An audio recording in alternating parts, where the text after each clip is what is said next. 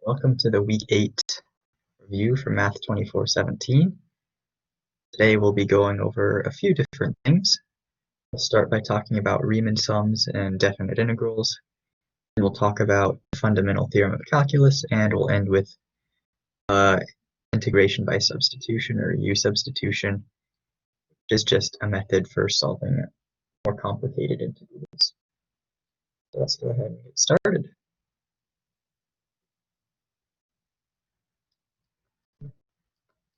Riemann sums.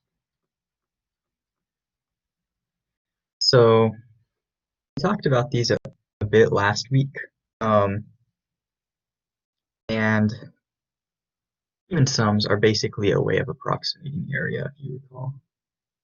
So if we have some kind of function, let's say like y equals to the square root of x, it looks something like this, then we can approximate the area under this curve basically by just drawing a bunch of little rectangles and adding together the area of all these rectangles.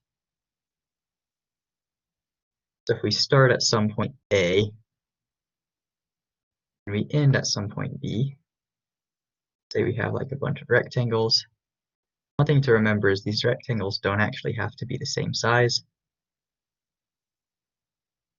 Basically, a Riemann sum is just what happens if we add up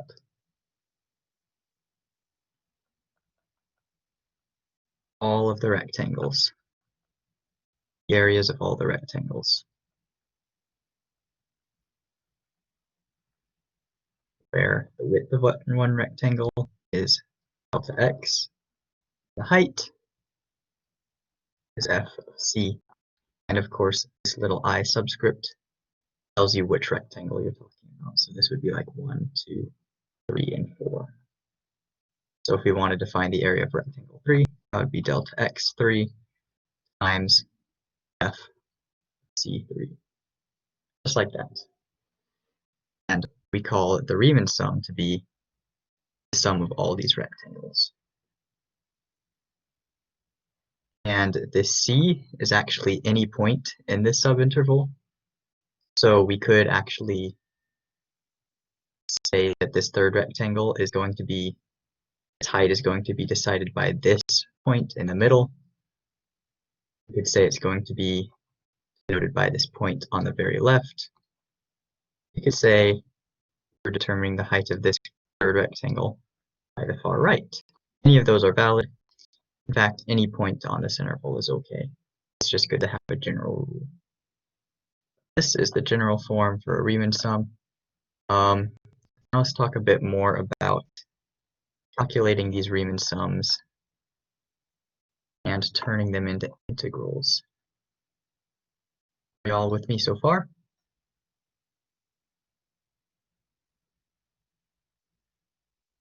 Cool. So, all right. Before we get too far into Riemann sums, though, there is one thing that I would like to talk about, and that is the norm. It's denoted like a little triangle inside two pairs of vertical bars. It's called the norm. Basically, it is equal to the width of the largest subinterval. So we've got a bunch of different rectangles of different widths, this, and then like one of medium width. The norm would be this length here. It's just the width of the largest rectangle, basically. And it's important when we want to take the limits of things, because the way we define a definite integral is by taking the limit as this norm goes to 0 of our Riemann sum.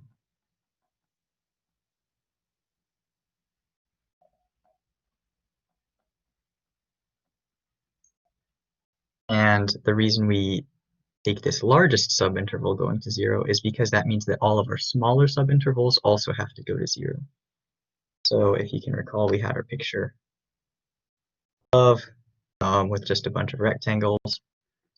Then the more rectangles we include, the better our approximation gets, right? You can think if we had like more rectangles here and here and here, just getting closer and closer and filling it in more and more, and we're going to have a better and better approximation. But if we picked, what equation shows unequal subintervals? It's not necessarily like an equation you'll usually see. Sometimes it's helpful to calculate like by hand. In a few situations, like let's say you have a function that starts out by increasing very rapidly, but then kind of flattens out like that. Let's see. Can you guys still see the whiteboard? It looks like it's glitching out a bit. Just like to double check. Oop, okay.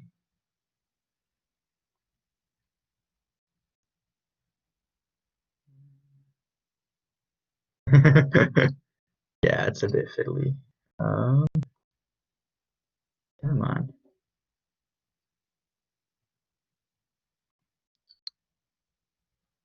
Give me a second. Sorry about this.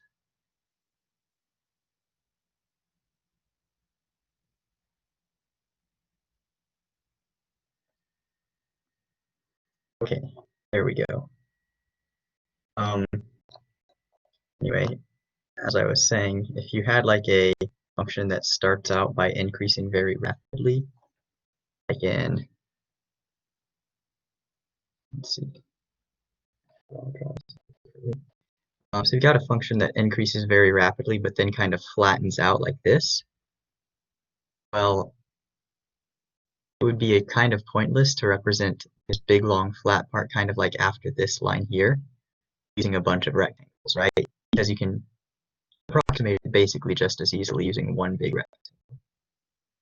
But then for the smaller part, you might need a lot more rectangles, because if you put one just there, you're missing a pretty decent sized chunk.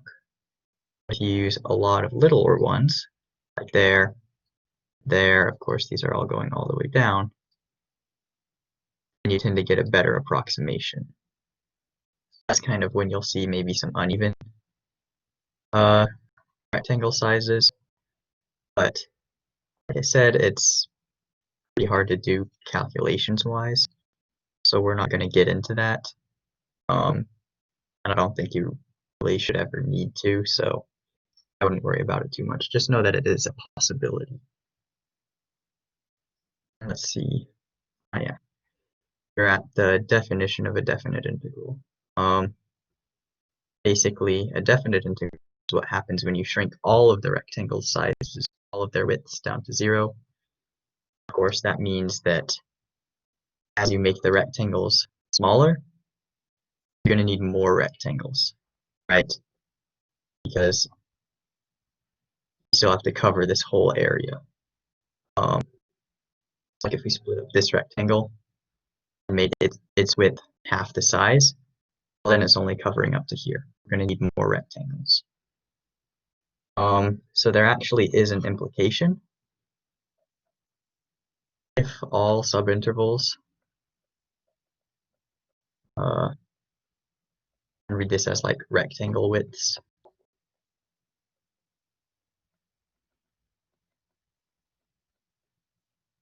are the same, basically all of your rectangles are the same width, then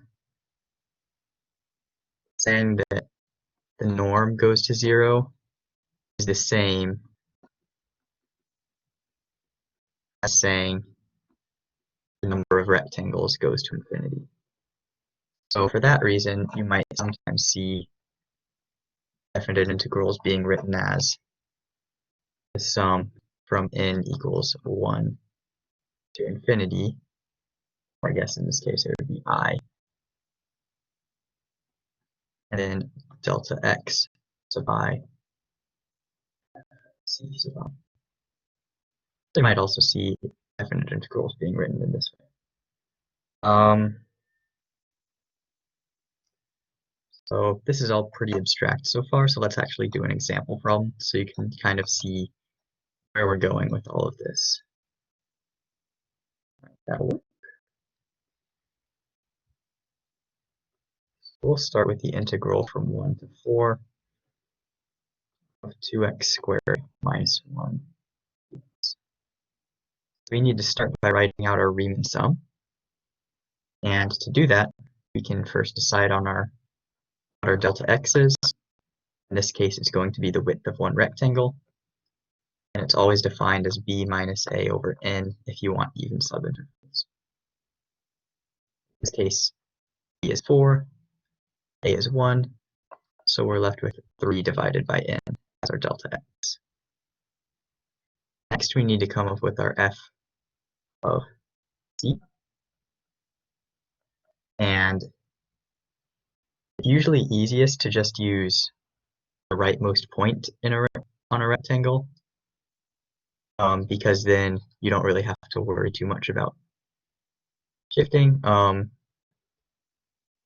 it really doesn't, let's see, I don't want to say that it doesn't matter where you pick the point in your rectangle, because it does with regards to ease of computation, but I guess the best way to put it is you'll get the same answer if you pick any point in this rectangle, because the area is still the same.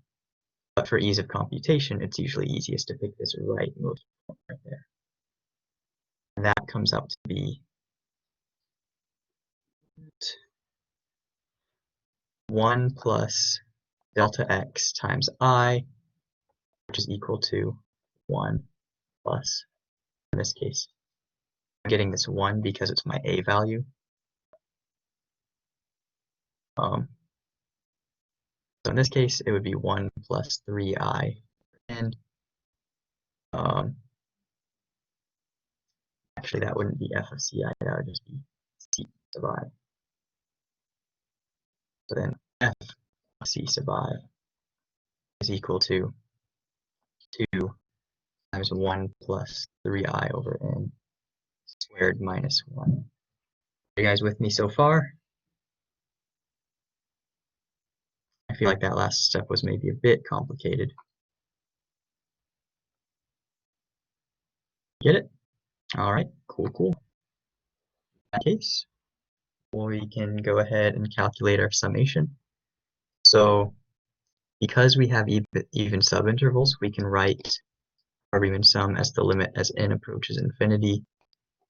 Sum I equals to 1 up to n of, and then we just take the product of delta x and f sub ci. So that would be 3 over n times 2 plus 3i over n squared minus 1. And if we simplify this, you would get 3 divided by n times, that goes to 18i squared over n squared plus 12i over n, then plus 1. And I just did a bunch of the simplification right there, just distributing this out. So nothing too complicated. But now we can split this up into 3 sums essentially, right? If we distributed the 3 over into here, here, here. I'm going to write them out as 3 sums, but there's something we could do because we can calculate the sum of each of those independently. With me so far?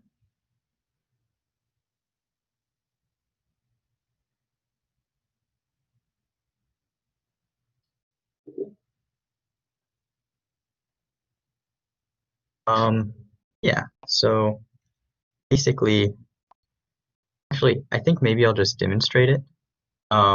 So my next step is going to be distributing this 3 over n out. In this case, it's important to remember that we could actually pull our 3 divided by n outside of our sum, actually, because n in this case is a constant. And maybe that'll make things a little easier.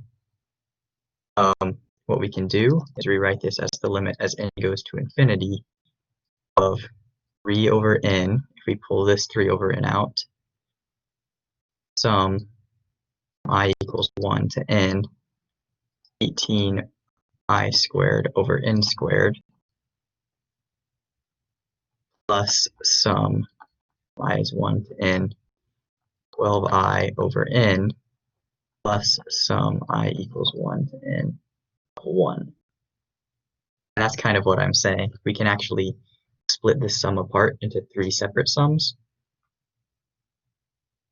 around these addition symbols right here, as long as we make sure that this 3 over n is still being multiplied to each of them.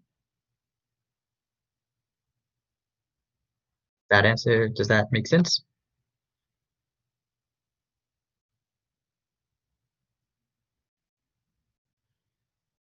Right. Because essentially what I'm trying to do is simplify it down into a form of sum from I is 1 to n of like I squared. Because we know this summation, it's defined to be n times n plus 1 times 2n plus 1 divided by 6. Right?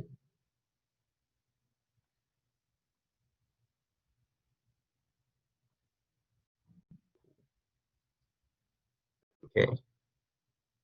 So if we keep simplifying, we get the limit as n goes to infinity of 3 over, actually, I'm going to take out the 18 divided by n squared from the first summation.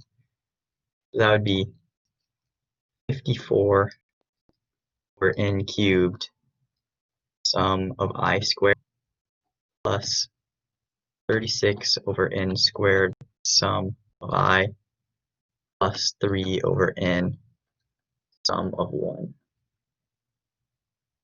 And then if we actually place these sums with the computed values that we know, these ones over here, it's equivalent to the limit as n goes to infinity of 54 over n cubed times n plus 1 times 2n plus 1 divided by 6 plus 36 over n squared times n plus 1 divided by 2, I believe. Yep. And plus 3 over n times just n.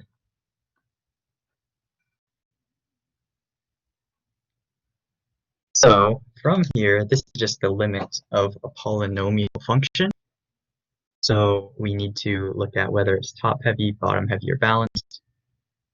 So in the first one, biggest term on the bottom is a 6n cubed, and our biggest term on the top is 54 times n times n times 2n.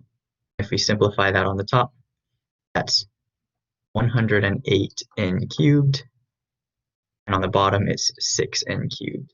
Since that is balanced, the limit is just 108 divided by 6, which is equal to 18. And then we do the same thing for the second one. We look at the biggest term on the bottom, 2 times n squared, and then we've got 36 times n times n, so 36n squared divided by 2n squared, which is of course 18. And lastly, 3n divided by n gives us a limit of 3. So our answer is 18 plus 18 plus 3, which is 39. That is equivalent to the original integral we had.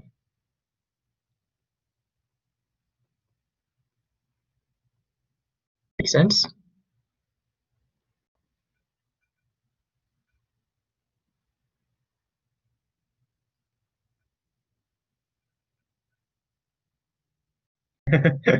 Yeah, if you just stop and it's a lot to think about if you try and consider it all at once. If you just take it step by step, then it's actually not that bad. So if we look back and run through the steps, first what we did is we just wrote out our Riemann sum by finding what delta x was and what f sub and our height of our rectangle, right? Width and height of our rectangle. Yeah, simplifying out all the way down is not necessary and it's complicated in a lot of points. So yeah, and we just write out our Riemann sum and then try and simplify our sums down into these forms here. We've got like the sum of I squared, the sum of I, or the sum of 1, because we know those formulas. So we just get rid of our sums by replacing them with our definite formulas, and then we just evaluate the limit. Really not too bad. All right, do you guys have any questions about this problem?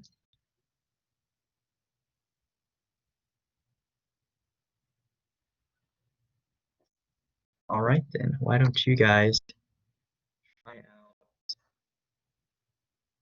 integral from -2 to 1 of 2x, yeah.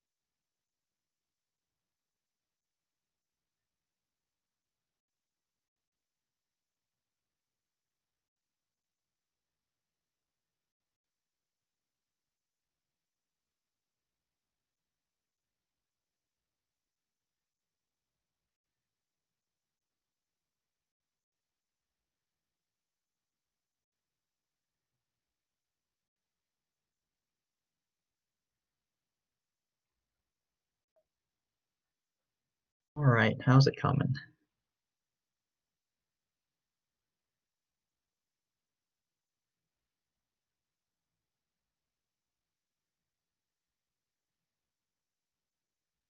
Almost done? Alright, I'll give you another minute then.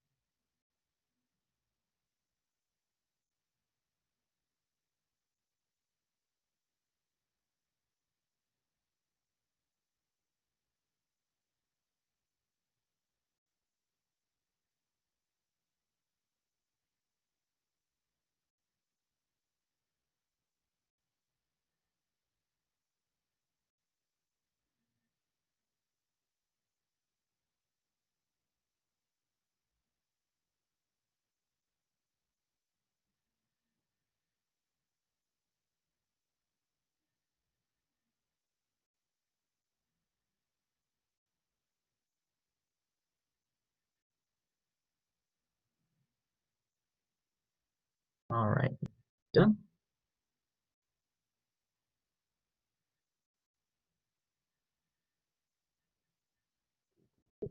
I'll get it.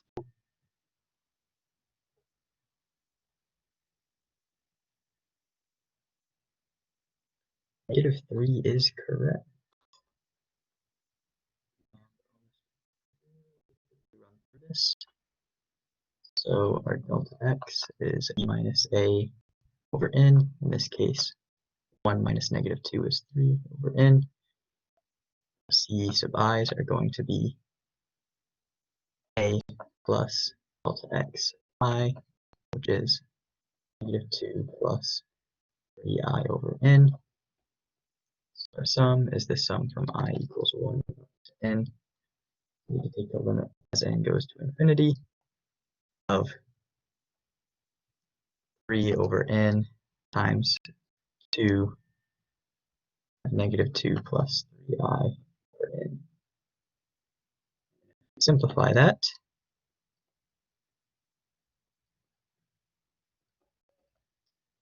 3 over n, -4 plus 6i over n. That's the sum of -12 over n plus 18i over n squared.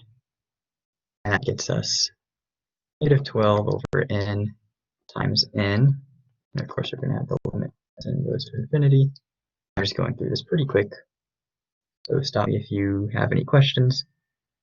But I pulled the 12 over n out and solved the sum of 1 times n.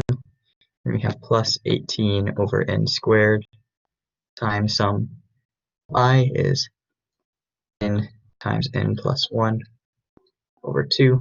And then if we evaluate this, we get -12 plus 18 2, which is -12 plus 9, which is -3. Alrighty, that's Riemann sums.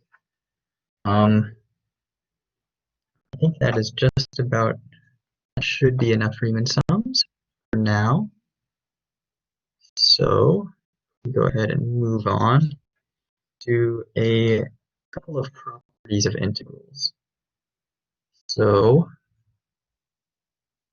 we have the integral from a to a. So the integral of just the same point. Your start point and your ending point are the same. That will, of course, have 0 area. If you switch your limits of integration, your integral becomes negative. So notice how b and a switch places, these two cases. Integral will become negative. A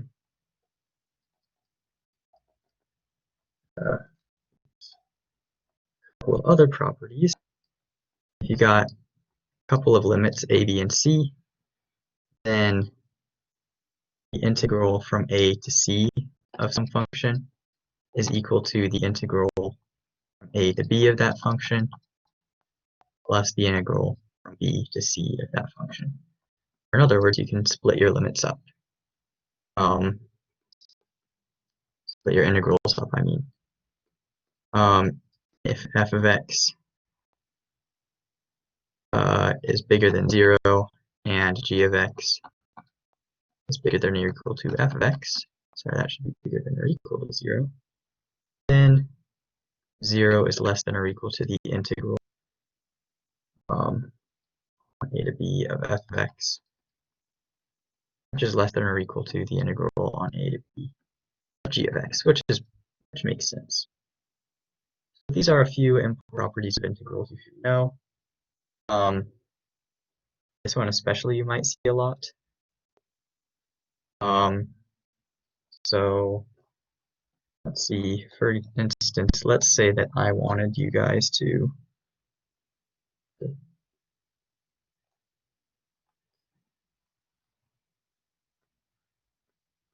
if we're given a few things,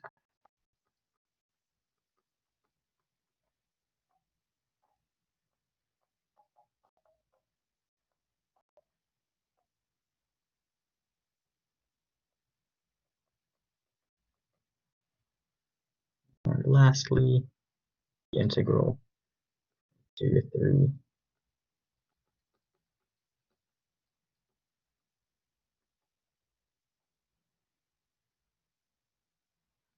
So what is the integral from 2 to 3 of f of x?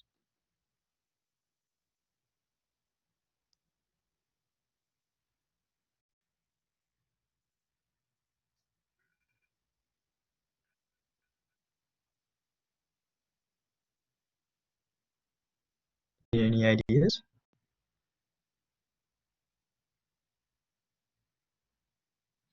All right, let's think through this one. You say it's 3. Let's double check. So we know that the integral from 2 to 3 should be, or at least the integral from 1 to 2 plus the integral from 2 to 3 should be equal to the integral from 1 to 3. Or in other words, 1 plus what number equals 4? That is, of course, 3. So you're correct there.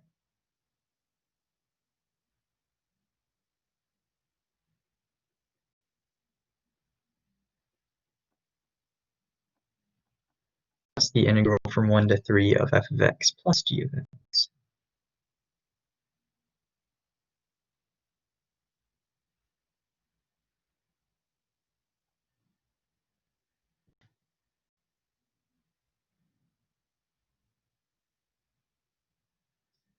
Perfect. Because we know the integral from 1 to 3 of f of x, and we know the integral from 1 to 3 of g of x, we can just add those together. So on and so forth. I could keep asking you these questions, but they're not too difficult. And we do have a couple of other concepts to cover. So I'm going. Okay. We'll talk about the fundamental theorem of calculus. And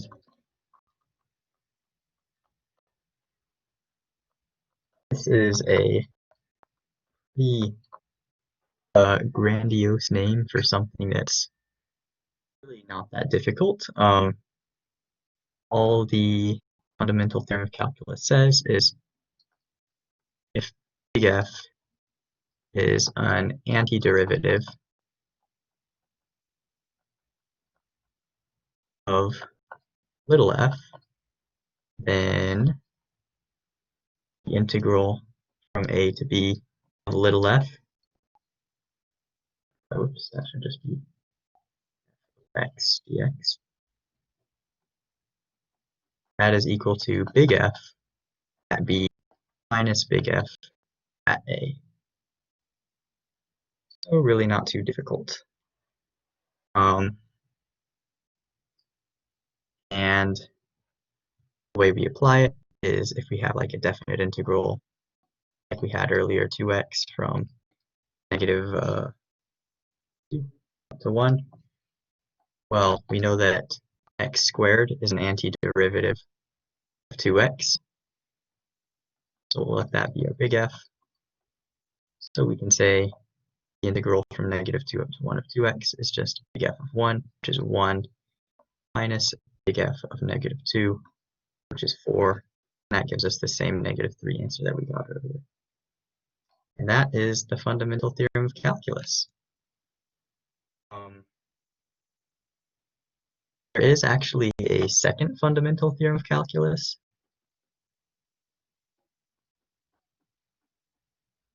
And that says something a little different. You have an integral where one of the limits is a function,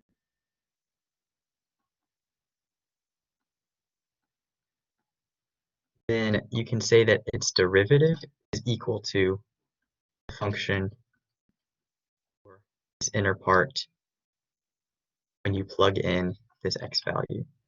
In fact, if we wrote this out even more generally, this part might be a bit confusing, but bear with me. If we have two limits that are both functions, so u and v are both functions of x,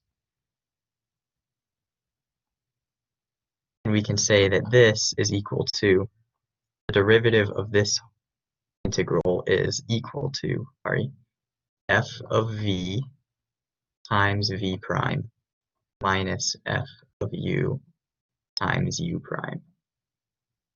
In other words, if we have two limits that are functions, we can say that the derivative of this integral is our top limit plugged into our function times the derivative of our top limit minus the bottom limit when plugged into our function times the derivative of the bottom limit.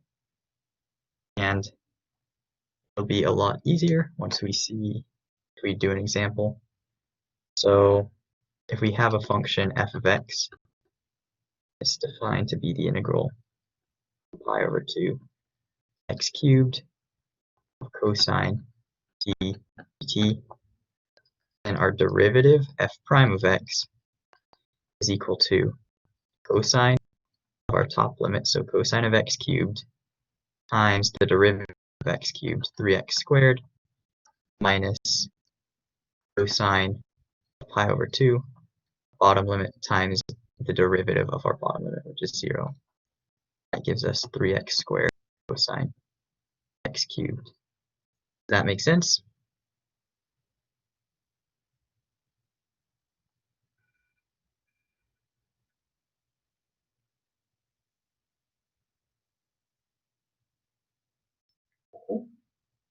Give you a moment to write this down. This is something you may see come up occasionally, and it's something that's good to remember. But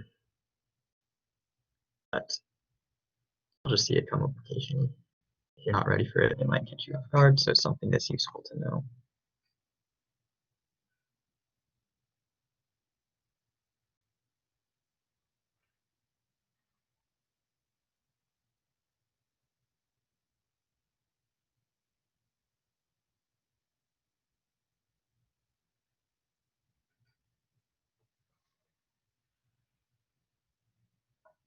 And you're welcome. So for one quick practice problem, we have some function f of x equals to the integral 1 minus x squared up to x of 4t squared dt. And what is f prime of x? And don't really bother simplifying, because that's more trouble than it's worth.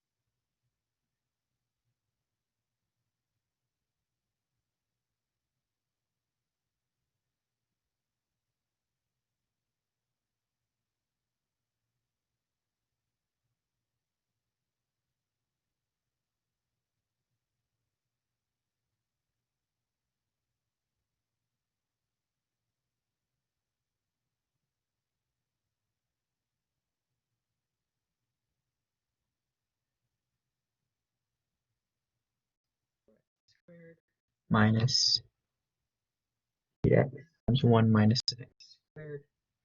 That is almost right. I think you maybe forgot a negative. Let's go ahead and solve this out. Yeah, it should be a plus 8x. There we go. So we can just say our answer is 4.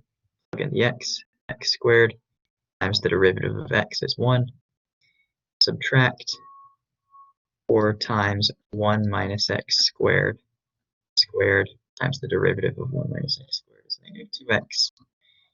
And then this whole chunk becomes plus 8x times 1 minus x squared. Our answer is 4x squared plus 8x times 1 minus x squared. All right.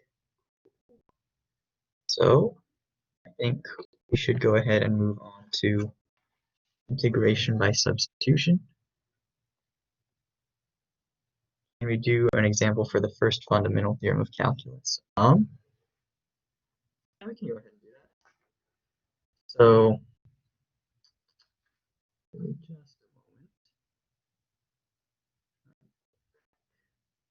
a moment. There's actually a lot of different examples we could do.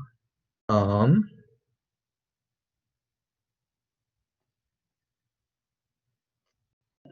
ahead and do a couple.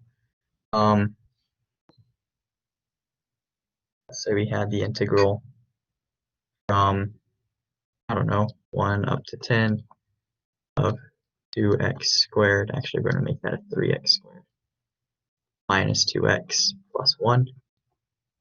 So the first step is always to integrate. So the integral of 3x squared minus 2x plus 1 is x cubed minus x squared plus x. And then we often write this little vertical bar like this, the 1 at the bottom and a 10 at the top, just the same limits. And what this means is you basically just plug in your top limit. So 10 cubed minus 10 squared plus 10, and then subtract, plug in your bottom limit, 1 minus 1 plus 1, just like that. And the way you can think of this is, if this right here is our little f, our big F is equal to x cubed minus x squared plus x,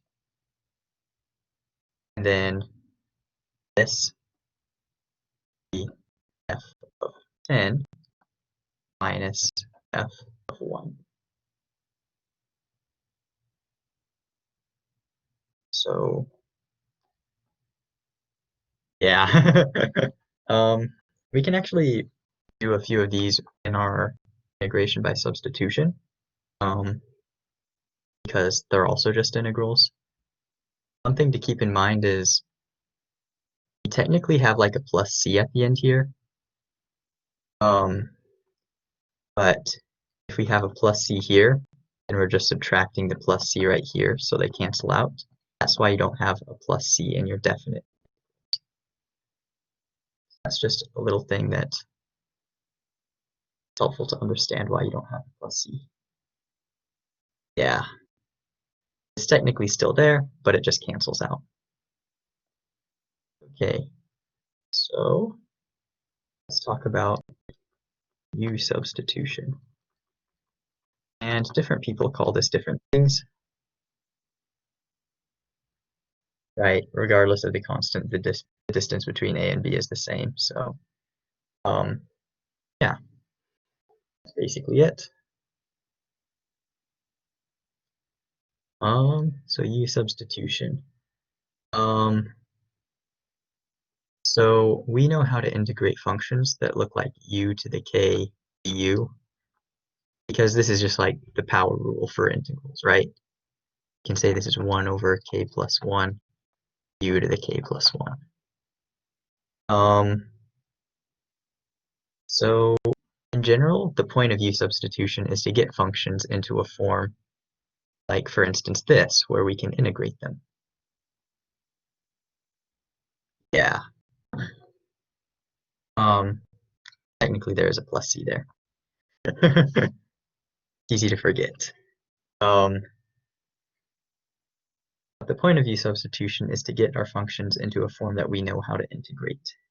So, for instance, if we have the integral of 2x times x squared plus 1 squared dx, well, we don't necessarily know how to integrate this, and we can go ahead and throw on some limits for practice with the fundamental theorem of calculus as well.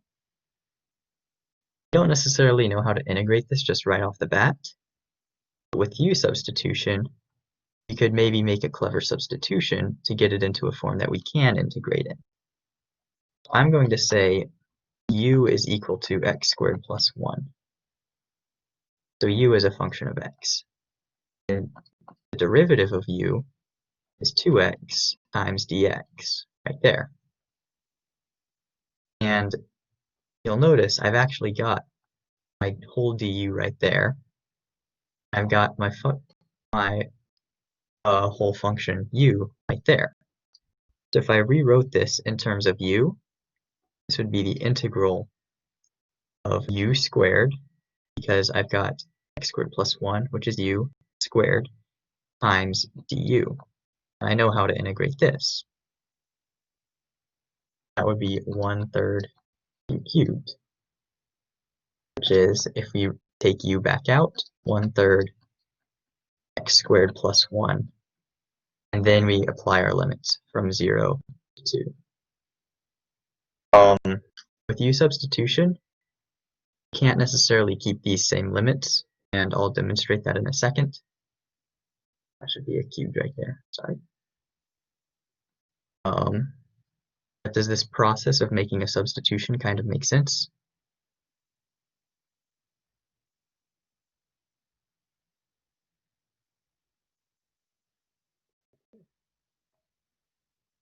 So if we actually plugged in our limits,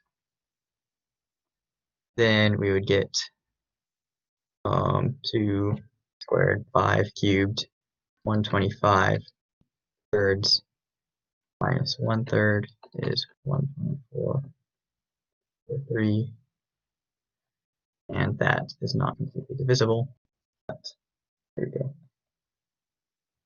Okay, so our answer is 124 over 3.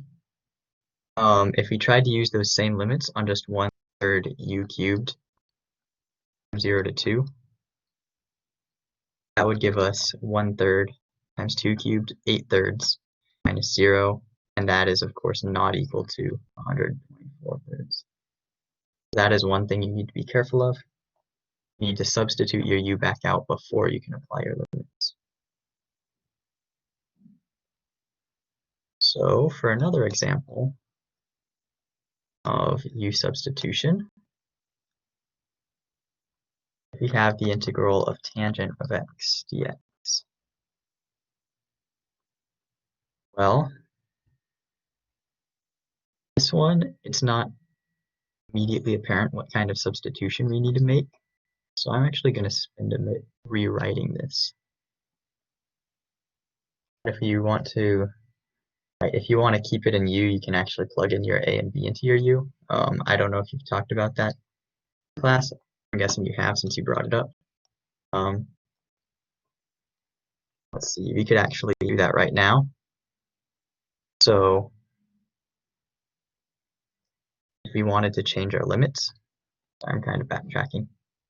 Previous knowledge you're unsure of. Okay, so you actually can put your limits in terms of u.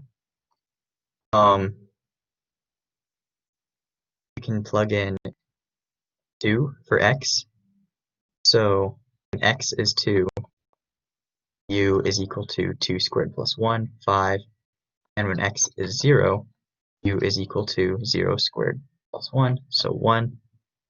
So we could say that the integral from 1 to 5 of u squared du is equal to this integral right here.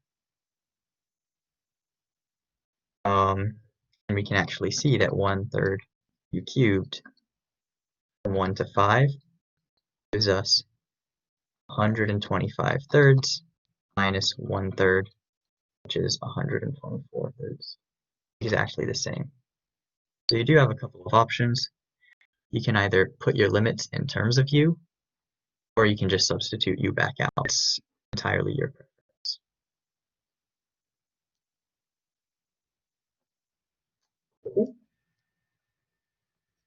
All right, so going back to the integral of tangent, well, I can actually rewrite tangent as sine of x divided by cosine of x, right?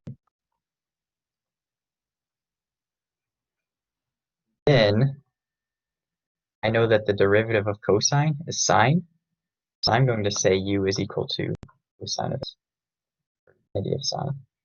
So then derivative of u is negative sine of x dx. Which means if I substitute out my equation, or substitute my x's out and my u's in, I get negative du divided by u. Right? Because I can rewrite this sign as a negative sign. So this part right here is my du, and then the negative stays there. And then this is equal to negative integral u over u. The derivative of 1 over u du is natural log. And we get negative natural log of u is cosine x. And of course we've got plus c. That makes sense?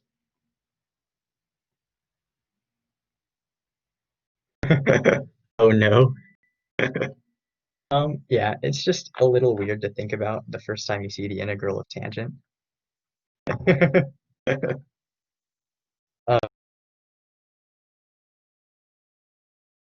So here's the question.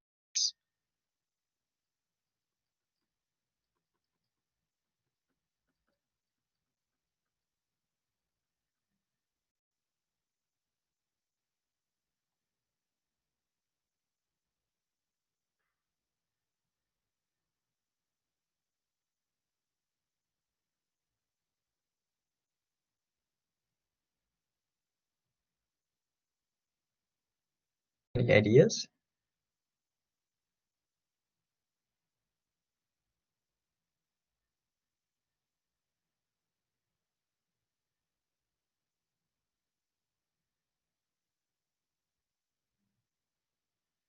Ooh. Right, du would end up being in the bottom.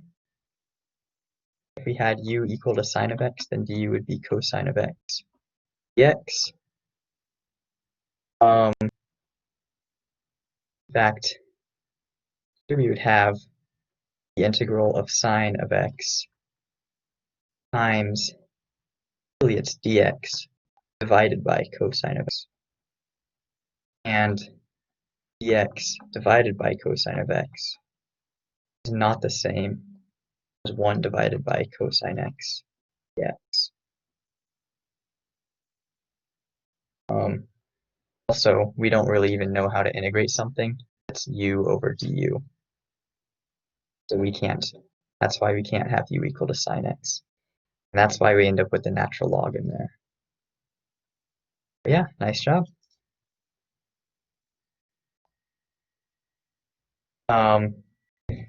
No, just like I've never come across integrals with a du on the bottom, because it just doesn't really make sense. Maybe just say it's 0 and move on. Probably not.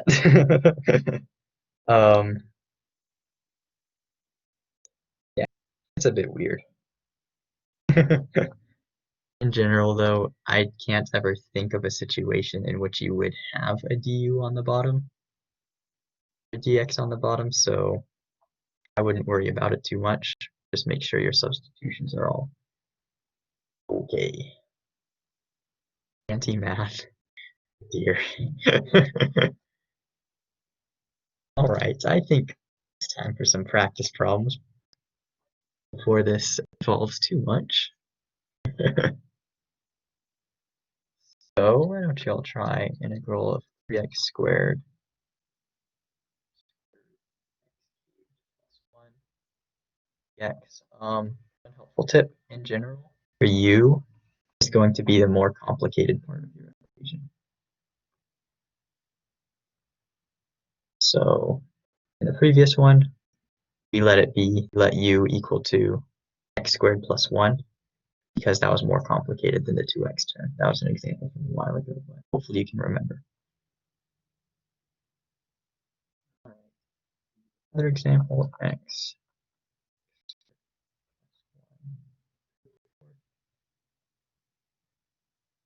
And yeah. All right, go ahead and try those out. Good luck.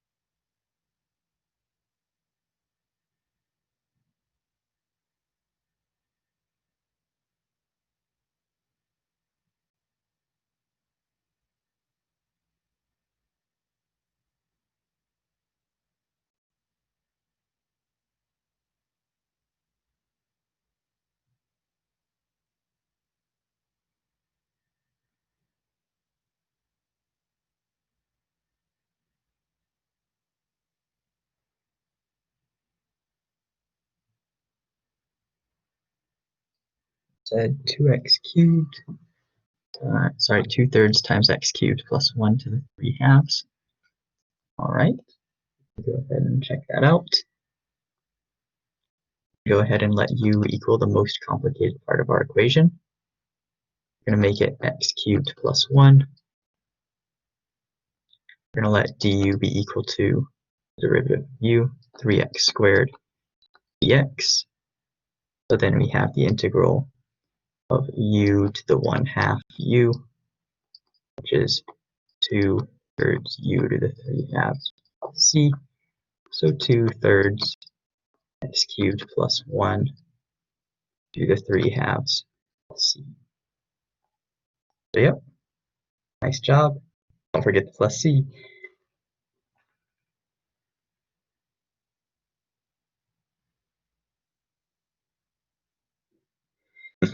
Yep.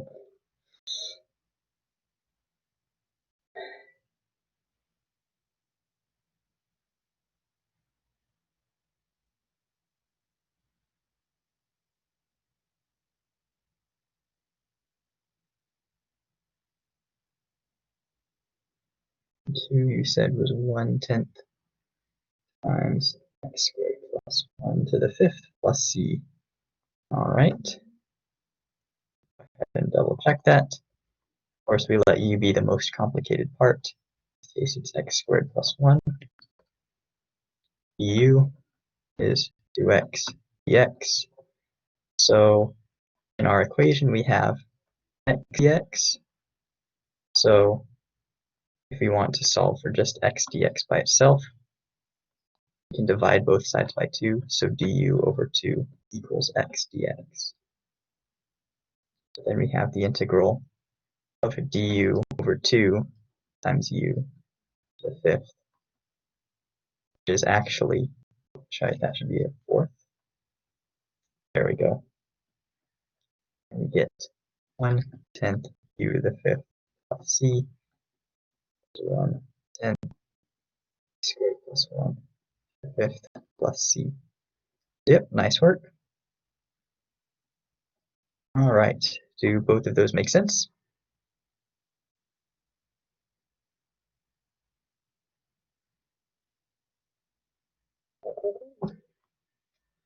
All right, there are actually a few other tricks you can do with U substitution. Why don't you guys try solving the integral of x over x plus 1 x. Just try solving that. And I'll give you guys a couple of minutes. And then we'll talk about it.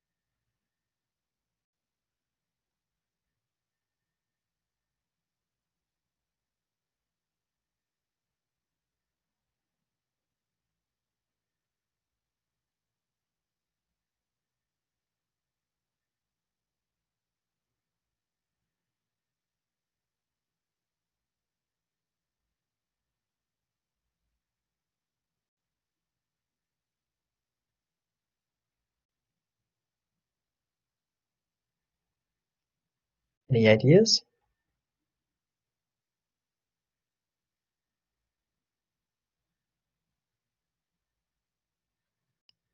Split it up. Okay. That is actually what we like to do.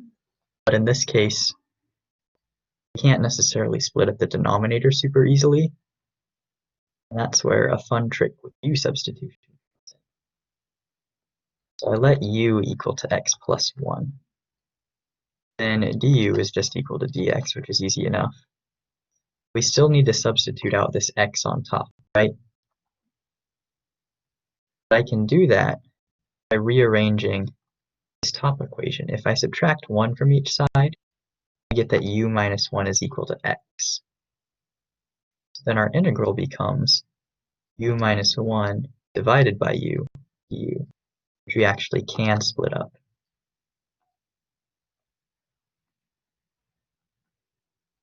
Of course, those both have u's. So this u over u is just 1, so the integral of 1 is u minus the integral of 1 over u du, the natural log of u, plus c, and then we have to replace our u's. Make sense?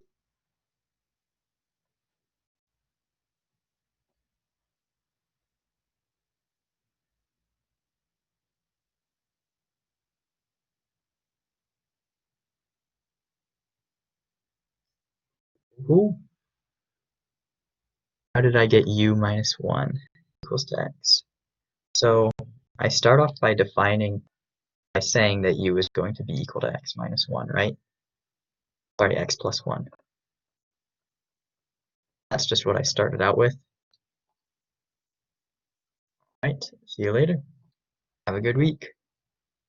Anyway, to continue onwards,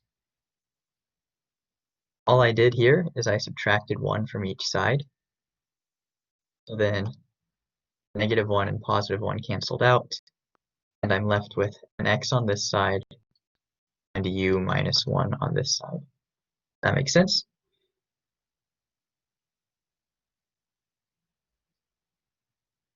Yeah, so that's just a neat trick you can do. Substitution.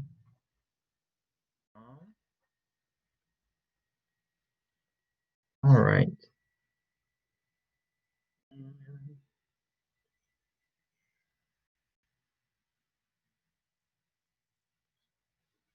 Right, so for a practice problem, this kind of thing, sorry.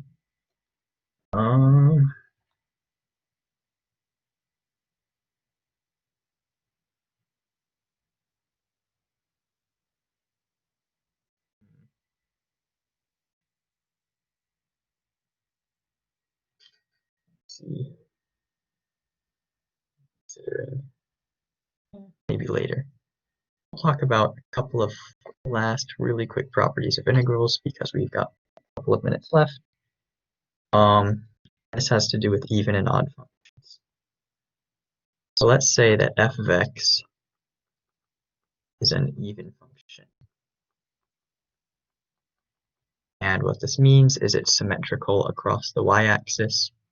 So an example is like x squared, like this. A more mathy way to put it is that f of negative x equals to f of x. But f is an even function. In general, if you've got the integral negative a to a of f of x, this is twice the integral from 0 to a f of x dx. This is a helpful identity to know. It can help save you some time when you're evaluating your limits. Another thing to know, let's say that g of x is odd. That means it's symmetric about the origin. An example is x cubed. Let's see. Best way to how to describe this. It might be f of negative x equals negative f of x, I believe.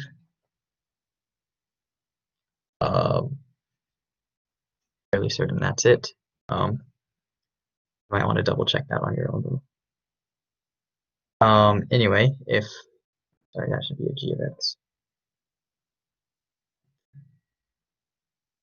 G of negative x equals negative g of x. There we go. You got the integral from negative a up to a of an odd function. That is just equal to 0. So an example is the integral from negative 2 up to 2 of x squared is equal to the integral, twice the integral from 0 to 2 x squared, which is twice 1/3 x cubed from 0 to 2, and that gives us 16/3. And for an odd function, so you've got the integral from negative 2 up to 2 x cubed. Well, that is an odd function, so we can just immediately say it's 0. Make sense?